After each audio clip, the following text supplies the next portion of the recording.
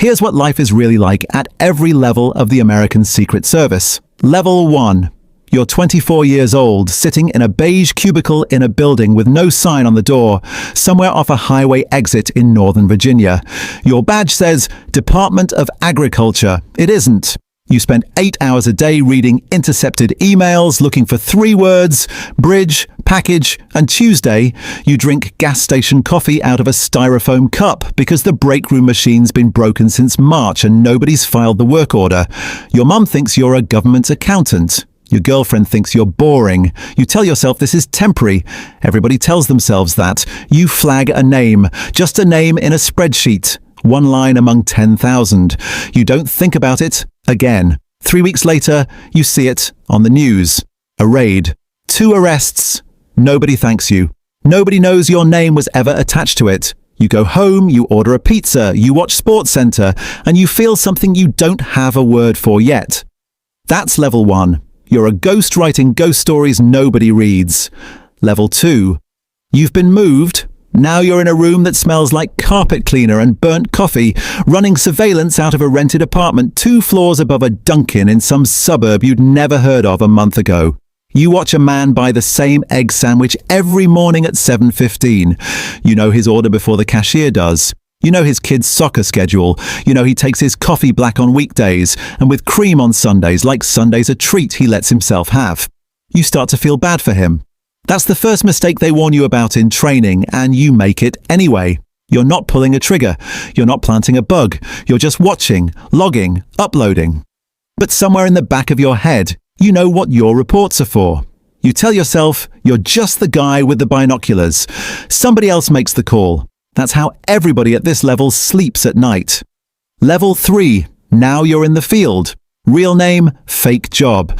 You've got a business card that says regional sales, Midwest territory, and a rental car with Kentucky plates in a state you've never sold anything in. You meet a source in a Waffle House parking lot at 2 a.m. because Waffle House is always open and nobody remembers a face at a Waffle House. You pay him in cash, folded inside a folded up newspaper, because that's still how it's done. Even now, even with everything else being digital. He gives you a name. You give him $500 and a promise you can't actually keep. That he'll be protected. That nothing happens to his family.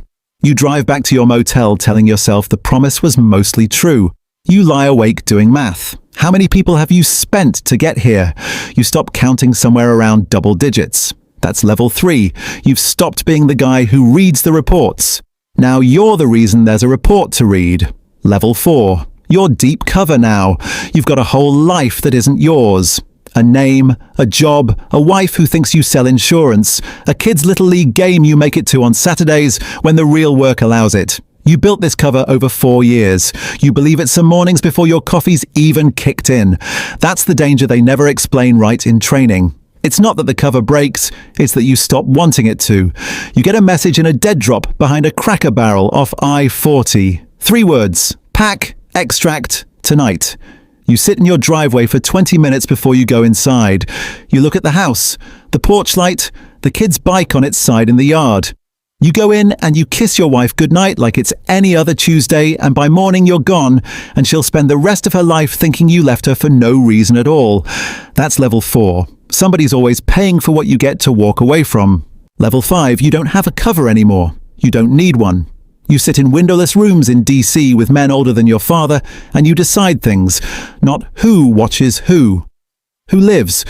You call it asset disposal in the briefing because nobody in that room can say the real word out loud and still sleep that night. You've got a pension now, a mortgage in McLean, a daughter at Georgetown you're paying for in cash increments so the deposits don't raise flags. You tell yourself the flag on your wall, the medal in your desk drawer nobody's allowed to see, means it was worth it.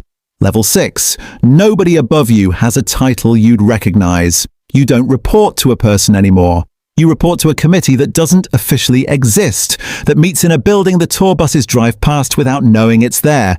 You've spent 30 years learning that the country you're protecting doesn't know it's being protected and wouldn't thank you if it did.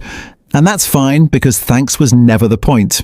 You sit at your desk some nights, the same kind of beige desk you started at 30 years ago, except now the walls are thicker and the coffee's better and the steaks aren't a name in a spreadsheet anymore. They're a decision that ends up as a headline somebody else will write a story about, without ever knowing your name belongs in it. You started as a kid who wanted to serve his country.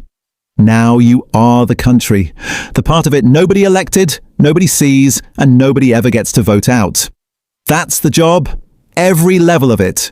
You don't retire from this.